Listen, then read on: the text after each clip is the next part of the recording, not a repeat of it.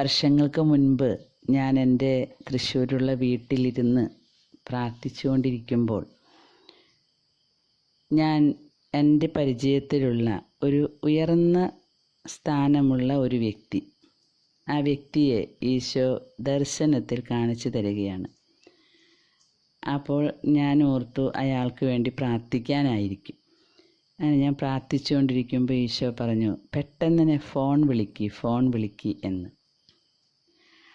അപ്പോൾ ഞാൻ വിചാരിച്ചു എന്താണാവോ ഇങ്ങനെ ഫോൺ വിളിക്കാൻ പറയണേ. ഞാൻ അപ്പം തന്നെ ഫോൺ എടുത്ത് അദ്ദേഹത്തെ വിളിക്കുകയാണ്. അദ്ദേഹത്തെ വിളിച്ചപ്പോൾ ഫോൺ കുറേയധികം വേറൊരു രാജ്യത്താണ് ആളിരിക്കുന്നത്. ഫോൺ എടുത്ത വശം കേൾക്കുന്ന സ്വരം, അയ്യോ ചേച്ചിയാണോ എന്ന് പറഞ്ഞു.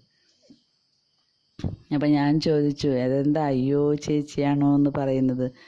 ഞാൻ ചോദിച്ചു വളരെ തമാശയോടുകൂടി, അവിടെ എന്താ ചെയ്യുന്നതെന്ന് ചോദിച്ചു. അപ്പോൾ ഒരു മിനിറ്റ് ഇങ്ങനെ സംസാരിക്കാതെ നിന്നു. ആ സമയത്ത് ഞാൻ കാണുകയാണ് ഇദ്ദേഹം ഒരു കസാരയിലിരിക്കുകയാണ്.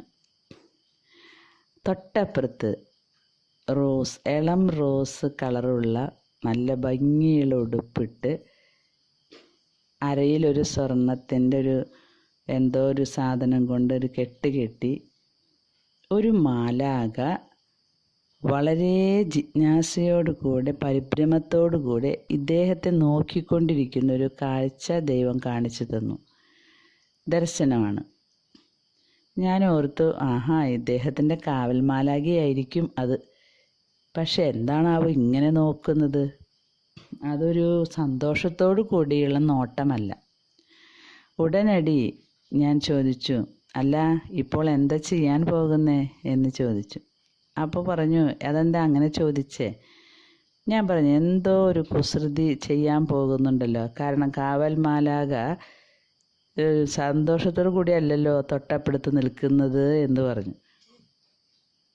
ചിരിച്ചിട്ടാണ് ഞാൻ പറഞ്ഞത്, തമാശ രൂപേണ.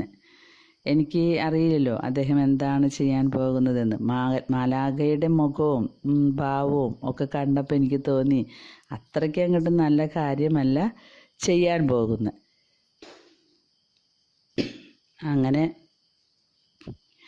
അദ്ദേഹം അപ്പോൾ പങ്കുവെച്ച ഒരു കാര്യമാണ്, സഹോദരങ്ങളെ, നമ്മുടെ മാലാഖമാർ നമ്മുടെ ഹൃദയം അറിയുന്നവരാണ് എന്ന് എനിക്ക് മനസ്സിലായത്. അപ്പോൾ അദ്ദേഹം പറഞ്ഞു, എൻ്റെ പൊന്ന് ചേച്ചി, ഞാൻ എപ്പോഴും ചേച്ചി ഇങ്ങനെ സംസാരിക്കുമ്പോൾ ഇതൊക്കെ ഉണ്ടാവുമോ എന്ന്, ഇങ്ങനെയൊക്കെ സംഭവിക്കുമോ ഈ ചേച്ചി പറയുന്നത് എന്ന് എപ്പോഴും വിചാരിക്കാറുണ്ട്. പക്ഷേ എപ്പോഴും സംസാരിക്കുമ്പോൾ അത് വളരെ ഗൗരവമായി തന്നെ എല്ലാ കാര്യങ്ങളും കേൾക്കാറുമുണ്ട്. അദ്ദേഹം പറഞ്ഞതാണിത്.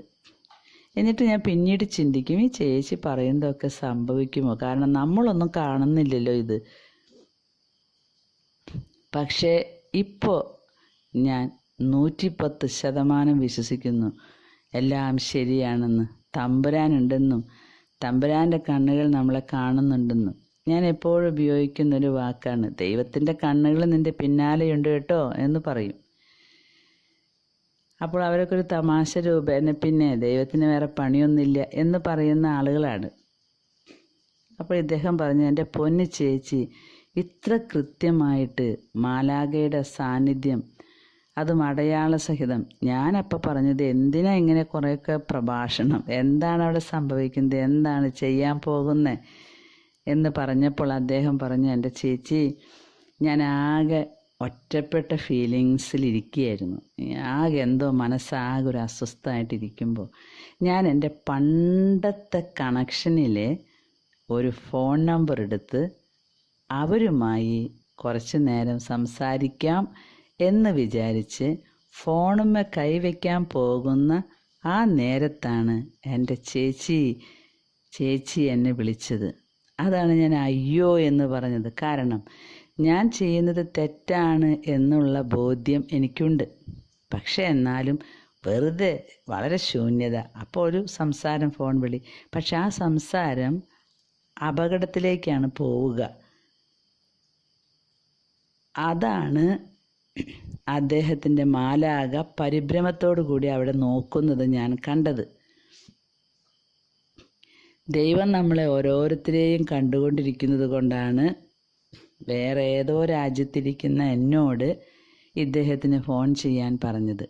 ചിലപ്പോൾ ആ ഒരൊറ്റ ഫോൺ കോൾ മതി ജീവിതം മാറ്റി വേറെ വഴിയിലൂടെ കൊണ്ടുപോകുമായിരുന്നു. നമുക്കറിയാലോ, സ്നേഹവും സന്തോഷവും കിട്ടാത്ത സമയത്താണ് തിന്മ നന്മയുടെ രൂപം ധരിച്ച് സ്നേഹത്തിൻ്റെ മൂടുപടമിട്ട് നമ്മുടെ പക്കലേക്ക് വരിക, അല്ലെങ്കിൽ സഹതാപത്തിൻ്റെ മൂടുപടമിട്ട്. പിന്നീടാണ് ആ മൂടുപടം അഴിയുക. ഇതിൻ്റെ യാഥാർത്ഥ്യം എന്താണെന്ന് നമുക്കൊക്കെ മനസ്സിലാകുമ്പോഴേക്കും നാം ചതിയിൽ പെട്ടുകഴിഞ്ഞിരിക്കും. ഇത് സാത്താൻ്റെ പണിയാണ്. ഇത് മാലാഖയ്ക്ക് മുൻകൂട്ടി അറിയാം. അതുകൊണ്ട് മാലാഖ ഇദ്ദേഹം ഫോൺ ചെയ്യാൻ തുടങ്ങുമ്പോഴേക്കും പരിഭ്രമത്തോടു കൂടി നോക്കുന്ന കാഴ്ചയാണ് എനിക്ക് കാണിച്ചു തന്നത്. പ്രിയ കൂട്ടുകാരെ, നമ്മുടെ കാവൽ മാലാഖ നമ്മെ എന്തുമാത്രം സഹായിക്കുന്നു. പല ചതികളിൽ നിന്നും പല അപകടങ്ങളിൽ നിന്നും അവൻ നമ്മളെ രക്ഷിക്കുന്നുണ്ട്. പക്ഷേ നമ്മളതൊന്നും അറിയാറില്ല, ഭാഗ്യമെന്ന് കരുതാറ്. നമുക്ക് എന്തെങ്കിലും അപകടം വന്ന് രക്ഷപ്പെട്ട ഭാഗ്യം, രക്ഷപ്പെട്ടു. ഭാഗ്യമല്ല, മാലാഖയാണ് രക്ഷപ്പെടുത്തുന്നത്. നല്ല ബോധ്യങ്ങൾ തരും. ഒരു തെറ്റ് ചെയ്യാൻ പോകുമ്പോഴേക്കും വേണ്ട, എന്ത് കാര്യം ചെയ്യുമ്പോഴും എൻ്റെ മാലാഖയെ ഒന്ന് വന്നോളണേ, ഞങ്ങളുടെ കൂടെ ഒന്ന് വരണേ, ഇതിൻ്റെ അഭിപ്രായം ഒന്ന് പറയണേ എന്ന് പറഞ്ഞാൽ നമുക്ക് തെറ്റുപറ്റില്ല. മാലാഖമാരെ വിളിക്കാതെ ഒരു ചാരിറ്റി പ്രവർത്തനമെന്ന് തോന്നുന്നത് പോലും നമ്മൾ ചെയ്യരുത്. കാരണം അതിൻ്റെ ഉള്ളിലും പിന്നിൽ എന്തോ അപകടം പതിയിരിക്കുന്നുണ്ടാകും. എൻ്റെ ജീവിതത്തിൽ അങ്ങനെ പല പ്രാവശ്യം ഉണ്ടായിട്ടുണ്ട്.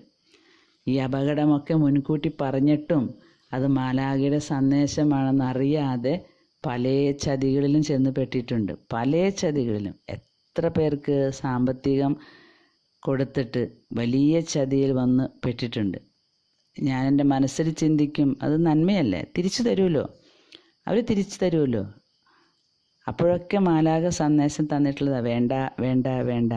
പക്ഷേ ദൈവത്തിൻ്റെ മുമ്പിൽ നമ്മൾ ചെയ്യണ്ടേ എന്ന് പറഞ്ഞ് അവിടെ നിന്നും ഇവിടെ നിന്നും കടമെടുത്ത് കൊടുത്ത് ഞാൻ വലിയ ചതികളിൽ പെട്ടിട്ടുണ്ട്. പിന്നീടാണ് മനസ്സിലായത് ഇതെൻ്റെ മാലാഖ തന്ന സന്ദേശമായിരുന്നു. ഓരോരുത്തരെയൊക്കെ നോക്കിയിട്ട് ഈ വ്യക്തി നിന്നെ ചതിക്കും എന്ന് പറഞ്ഞിട്ട് പോലും മനസ്സിലായിട്ടില്ല. പക്ഷെ ഇപ്പോൾ മാലാഖമാരെ കുറിച്ച് കുറേ പഠിച്ചപ്പോൾ എനിക്ക് മനസ്സിലായി, ഇത് മാലാഖമാരെ തരുന്ന ചിന്തകളാണ്. വളരെ നോക്കിയും കണ്ടേ കാര്യങ്ങൾ ചെയ്യാവൂ, അല്ലെങ്കിൽ ചതിയിൽപ്പെടും. മാലാഖമാരെ പറഞ്ഞതനുസരിക്കാതെ നമ്മൾ ചതിയിൽപ്പെട്ടാൽ പിന്നെ അവരെന്ത് ചെയ്യും? എന്നാലും നമ്മളെ മാലാഖ രക്ഷിക്കും കേട്ടോ. നന്മയ്ക്ക് വേണ്ടിയാണ് നമ്മളൊരു ചതിയിൽപ്പെട്ടതെങ്കിൽ മാലാഖ രക്ഷിക്കും. കാരണം നമ്മൾ ചതിയിൽപ്പെട്ടത് അത് ശുദ്ധീകരണ സ്ഥലത്ത് ചെല്ലുമ്പോഴേ നമുക്കറിയുള്ളൂ. നമ്മുടെ പാപത്തിൻ്റെ പരിഹാരമായി മാലാഖ അത് ന്യായാധിപനോട് പറഞ്ഞു വാദിക്കും.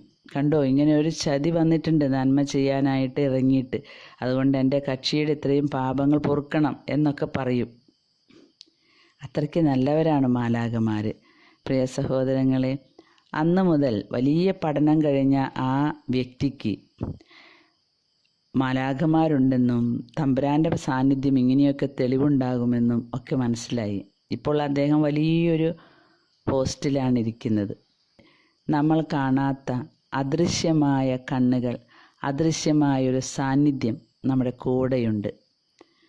ആ സാന്നിധ്യം നമ്മളെ നന്മയിലേക്ക് നയിക്കും. ശാന്തമായി അവർ പറയുന്നത് കേൾക്കാം. അപ്പോൾ മനസ്സിലാകും, അവരുടെ സാന്നിധ്യം തരണമേ എന്ന് പ്രാർത്ഥിക്കുക. അപ്പോൾ ആ സാന്നിധ്യം നമുക്ക് ലഭിക്കും. തമ്പുരാൻ്റെ മാലാഖമാർ നമ്മെ നേർവഴിക്ക് നയിക്കട്ടെ. അവർ നേർവഴിക്കേ നയിക്കൂ. നമ്മൾക്ക് അത് കേൾക്കാനുള്ള കൃപ ലഭിക്കട്ടെ എന്ന് പ്രാർത്ഥിച്ചുകൊണ്ട് ആമേൻ.